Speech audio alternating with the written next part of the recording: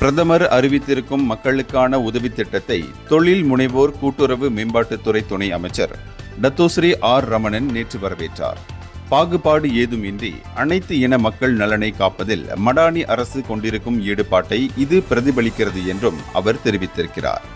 ரொக்கப்பண உதவி, இலக்கிடப்பட்ட உதவித்தொகை, உயர் முதலீடு, வாழ்க்கை செலவினத்தை குறைக்கும் திட்டம் போன்றவற்றை பிரதமர் டத்தோஸ்ரீ அன்வார் இப்ராஹிம் அறிவித்திருக்கின்றார்.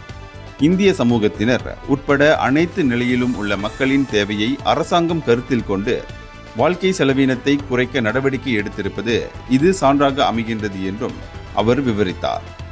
பிரதமர் அவர்களுக்கு நன்றி. இது மிக முக்கியமான அறிவிப்பு. சரியான நேரத்தில் பிரதமர் இந்த அறிவிப்பை செய்திருக்கிறார் என்றும் அவர் சொன்னார்.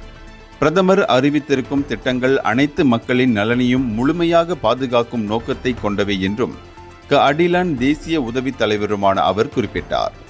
இந்தியர்களின் இதய குரல் மக்களோசை.